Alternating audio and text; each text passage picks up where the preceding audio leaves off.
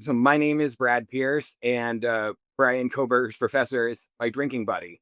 So I am a freelance journalist and writer. I live in my hometown of Palouse, Washington, which is a town of 1,000 people that is 15 minutes to the north of the University of Idaho. And at the time that the murders took place, very shocking for this area. It would be shocking anywhere, but there are very few homicides here. This guy, John Snyder, who I know pretty well from the bar, my wife is a bartender and she is his favorite bartender, so they're pretty close. He would come in after work for a beer and was complaining all semester about this horrible grad student that he was TAing for him, and how difficult he was to be around, how he was doing a bad job, how he treated the students badly, everything like that. And it's pretty normal to complain about your job. That's why people go to the bar after work. But finally, on December 30th, Bryan Kohberger was arrested, and it took me a few hours, but when I realized it was a Washington State University criminology graduate student, it occurred to me like, oh, this has to be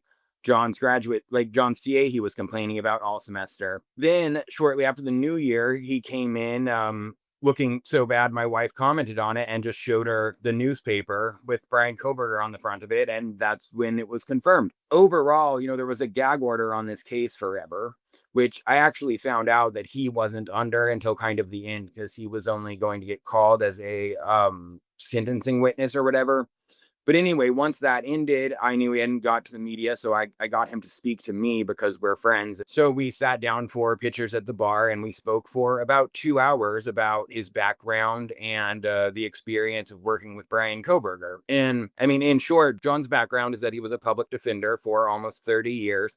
That makes him pretty well known here. It's not a very high population area. It's one of those well-respected public-facing jobs where you kind of get to know everyone. And he did that for quite some time, and then he got the opportunity to teach at WSU, and he decided to take it because he could feel that, an amount of burnout was coming for having worked as a public defender with a huge caseload for so long. And, around here, about half the population are students.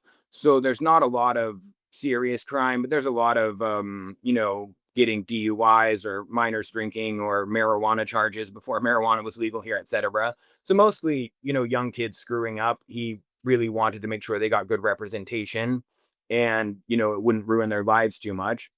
But he moved on to teaching, and that went well. He's well liked by his students and colleagues. But then it was the case that, in June of 2022, someone came to introduce himself and said, I'm your new TA. My name is Bryan Kohberger. At the time, he thought he was kind of odd, didn't have a lot of, charisma or that sort of thing.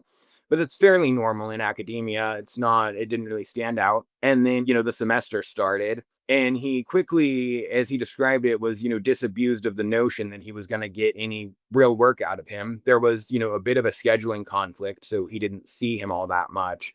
But even so, he didn't go to work very much. He didn't get the papers graded. And when he did try to do any work, it was, kind of trying to prove how smart he was, even though, well, according to John, he's not really very bright whatsoever. And, he wasn't getting along with the students. He was creeping out the girls. One of them emailed a friend saying that she thought that her TA looked like a serial killer. But despite this, John said that he still saw him quite a lot because Coberger would regularly go to his office and talk to him about various inane, immature, uninteresting things at the end of the day when John obviously wanted to go home. And he said that he came to realize this was a control technique where Bryan felt like he was in control as long as he was able to waste his time. And I thought that was very interesting because I've not really known anyone that does that. Like I've never perceived that's happening to me before. And, over time, he started following him around. John called it his terrier routine. Bryan would be yapping at his heels while he was doing things. In one instance, John was going to pick up something from his wife for a Christmas party, and Coberger followed him down the hill talking behind him. And he said that his wife was so disturbed just by seeing him and his presence that she basically flinched all the way to the other side of the car.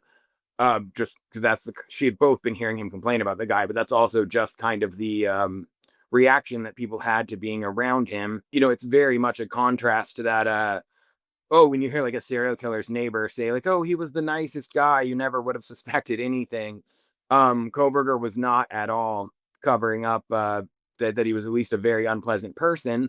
Though John always assumed he was harmless just because he seemed kind of physically weak and wimpy and not very self-confident. I mean, and then of course, I guess you don't have to be that strong to try to murder sleeping people. Anyway, after this happened, when John discovered it, he was kind of alone in the department building over Christmas break, and it started being searched, and they started looking at a board to try to figure out whose office the police were there searching. And as soon as he saw Coberger's picture, he kind of realized what was going on. And then his phone started blowing up with just everyone calling him saying that Coberger had been arrested. So he went to speak to the police in Moscow immediately, instead of waiting around for them. Something that really struck me about this is just the way your feeling of safety is violated when you've known someone like this. The person's met your wife. He's been around all sorts of other people that you care about. And he did say, though, that the amount of support that he got from students and from, other people in the department was like one of the most touching things that he has ever experienced. And though, it's made him feel kind of more socially withdrawn having gone through this, that at the same time, it caused him to feel the most supported that he's ever really felt. It's very difficult. He talked about how kind of what Coberger did was a direct attack on what he does because, he wasn't a public defender and he taught criminal justice because he wanted to, make our country more fair for people, make sure people were represented properly in the legal system, that they didn't get railroaded, that, the people that work in this profession are well trained and that they're compassionate and that they know to, understand the problems the people they're working with might have.